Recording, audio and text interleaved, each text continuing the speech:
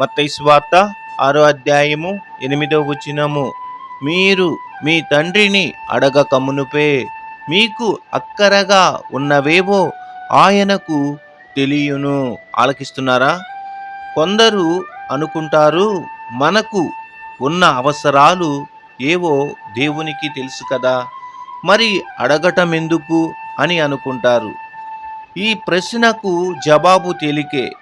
దేవుడు మనలని అడగమన్నాడు గనుక మనం అడగాలి.